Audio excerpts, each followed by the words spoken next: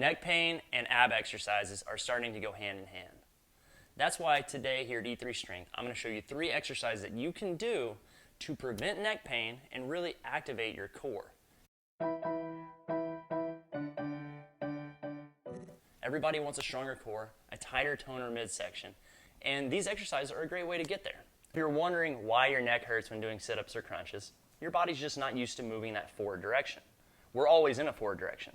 We're on our cell phone, 8 to 10 hours behind a desk, maybe driving. In this position, your body's used to trying to pull you backwards. So when you have to pull up in this direction, you feel the front of your neck, so much so that you forget about the abs that you're actually working on and are just in pain. So these next 3 moves involve none of that pain and work with your legs in a plank position. Let's go over number 1, the reverse crunch.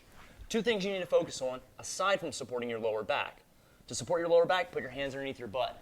Step number 1, you drive your knees into your chest. When I do that, I feel the upper abdomen.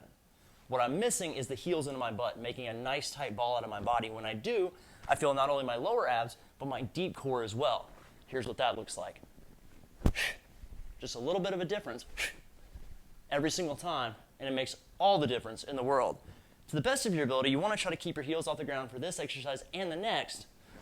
However, if you do have a weaker core and you feel your back, feel free to set your heels down periodically or with every rep, depending on the severity of the situation.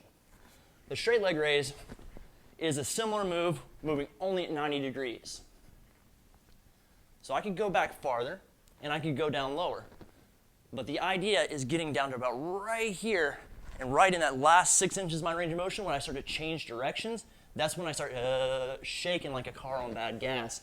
That change in direction, I'm taking the contraction that I created by bringing my legs up, and I'm shearing it apart and recontracting as I change directions. And that is a great way to develop not only the lower abdomen, but the abdomen as a whole. And in doing so, with breathing, you're really going to work your deep core. The last one we have for you is a high tension plank. Everyone knows how to do a forearm plank. There's not a lot to it. Some trainers will tell you to round your back a little, squeeze your butt a little, or a combination therein. I'm going to make it a lot easier. Forget the rest of that stuff. Get in a position which feels straight over that at a different time. Your forearms are down, and I can be lower or higher, but my back feels good either way. Once I'm firm and set in my position, pull your elbows back. Already, if you can't see, you might be able to hear the shakiness in my voice. My body's shaking because I haven't stopped pulling my elbows. When I pull, I'm creating a contraction in my midsection.